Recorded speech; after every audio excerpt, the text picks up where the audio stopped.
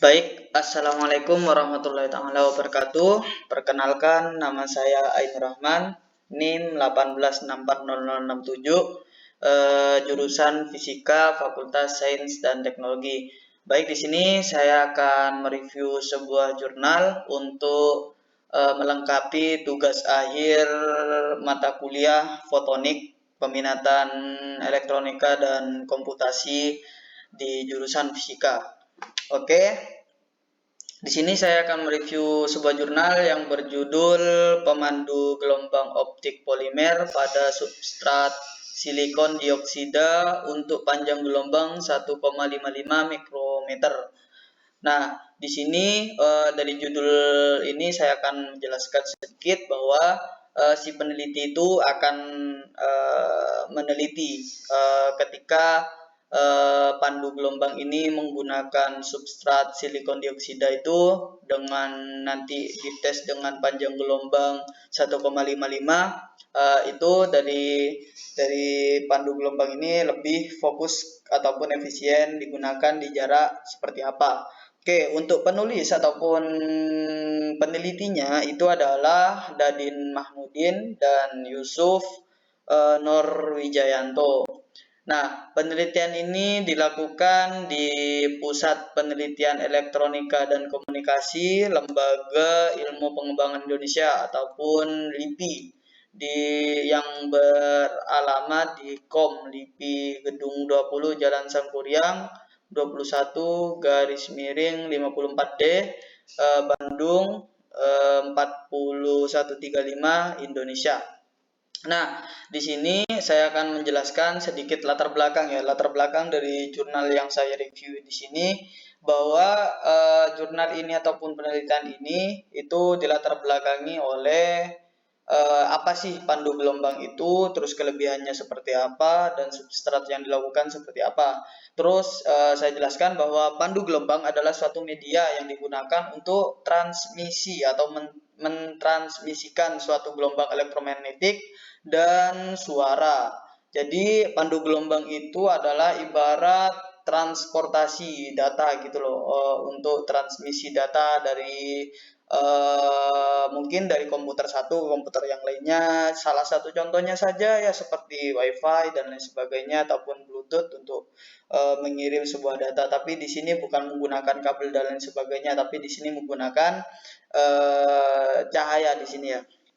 Nah, terus selanjutnya, kenapa sih peneliti ini lebih fokus kepada pemandu gelombang di sini? Kenapa tidak ke alat-alat yang lain dengan fungsi yang sama? Dikarenakan apa? Pandu gelombang ini memiliki beberapa kelebihan dari alat-alat yang sejenisnya seperti itu ya. Yaitu kelebihan yang pertama adalah lebih ekonomis, lebih cepat dalam transmisi data, dan lebih aman dari sistem pencurian data ataupun hacker seperti itu ya. Nah, berawal dari sinilah peneliti melakukan penelitian dengan bahan substrat silikon dioksida untuk mengetahui batas maksimal alat ini bisa digunakan dari jarak jauh ataupun mentransmisikan data itu dari jarak pendek ataupun jarak dekat. Nah, di sini peneliti itu menguji ketika menggunakan silikon dioksida seperti itu. Oke, untuk dasar teori yang digunakan dari penelitian ini yang pertama itu pandu gelombang itu terdiri dari dua karakteristik. Yang pertama itu single mode. Single mode adalah sebuah sistem transmisi data berwujud cahaya yang di dalamnya hanya terdapat satu buah indeks sinar tanpa terpantul yang merambat sepanjang media tersebut dibentang. Seperti itu. Jadi single mode ini hanya terdiri dari satu cahaya saja yang ditembakkan dari satu satu cahaya ya, dari sumber cahaya nanti yang akan diterima oleh si penerima cahaya untuk transmisikan data seperti itu. Jadi single mode ini lebih efisien gitu, dikarenakan sedikitnya gangguan. Soalnya di sini ya dari cahayanya itu merambat lurus tanpa dipantulkan sama sekali. Jadi tidak ada pembiasan cahaya di sini. Jadi ketika cahaya itu sudah ditembakkan, maka langsung menuju ke si penerima cahaya dengan membawa data-data yang akan ditransmisikan seperti itu. Yang kedua adalah multimode, yaitu jenis serat optik yang perjalanan cahayanya dari satu ujung ke ujung yang lainnya dengan memiliki beberapa lintasan cahaya. Jadi untuk yang multimode ini menggunakan beberapa cahaya yang ditembakkan, tapi di sini menggunakan ada beberapa jembatan-jembatan lah untuk menuju ke si penerima cahaya seperti itu, sehingga multimode ini lebih kompleks juga, untuk data yang diterima itu lebih kompleks dan lain sebagainya, tetapi di sini lebih rumit lagi dalam hal transmisi datanya seperti itu, dan untuk kecepatannya juga lebih lebih lebih kurang ataupun lebih lambat dari si single mode seperti itu. Tapi untuk single mode itu hanya kapasitasnya itu tidak seperti yang multimode. Jadi di sini sama-sama memiliki kelebihan dan kekurangan seperti itu. Nah, dari beberapa penelitian di sini, peneliti menggunakan beberapa metode. Yang pertama itu metode analisis ya, metode analisis. Jadi si peneliti ini memikirkan apabila menggunakan bahan ini, apabila ditembakkan gelombang seperti ini, apa yang akan terjadi dan lain sebagainya. Untuk yang kedua itu ada salah satu metode yang lebih kompleks lagi. Di situ dalam metode itu lebih meneliti datanya itu lebih kompleks dan lebih terperinci lagi. Tapi lebih kompleksnya lagi dengan beberapa penelitian yang lebih teliti lagi. Tapi di situ ada kelebihan bahwa data yang diterima itu lebih efisien ke arah 100% seperti itu. Jadi dari latar belakang serta isi tersebut, para peneliti ataupun tim penulis di sini memberikan kesimpulan yang pertama, analisis pemandu gelombang cahaya menggunakan bahan polimer pada substrat silikon dioksida yang telah dilakukan ataupun pada operasi panjang gelombang 1,55 mikrometer.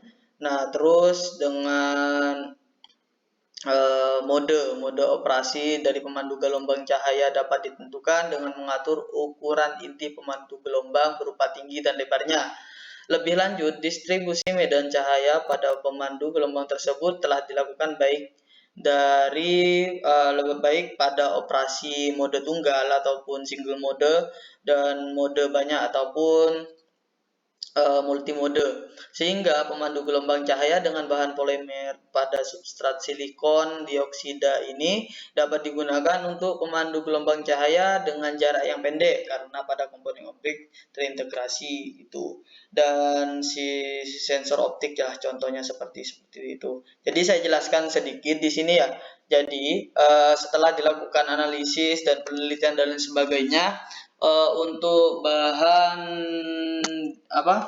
substrat silikon dioksida ini lebih pasnya itu digunakan transmisi data yang jarak pendek dan lain sebagainya, dan jarak pendek saja ya, dikarenakan jika dilakukan jarak panjang itu kurang efisien dan lain sebagainya. Tapi jarak pendek di sini ada batas maksimal dan batas maksimal ya.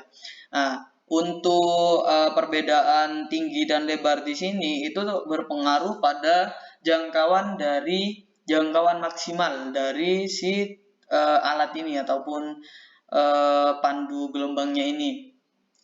Dengan semakin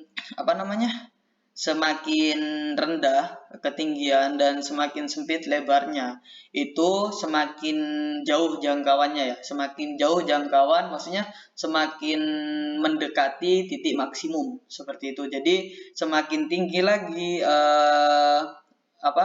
bidangnya, terus semakin lebar seperti itu, maka transmisi ataupun jangkauannya itu semakin dekat seperti itu. Jadi tinggi dan lebar ini itu sangat berpengaruh kepada jangkauan maksimum yang ditempuh oleh substrat silikon pada komponen ini. Jadi dengan ini yang jurnal tentang pemandu gelombang optik polimer pada substrat silikon dioksida pada panjang gelombang 1,55 mikrometer ini hanya bisa digunakan di jarak pendek saja. Jadi kalau bahan dasarnya itu menggunakan silikon dioksida, itu hanya bisa digunakan jarak pendek. Mungkin nanti bisa digunakan ataupun diteliti lagi menggunakan bahan-bahan yang berbeda seperti itu. Nah, mungkin hanya itu review jurnal dari saya. Apabila ada salah kata ataupun dari penjelasan, saya mohon maaf yang sebesar-besarnya. Wassalamualaikum warahmatullahi wabarakatuh.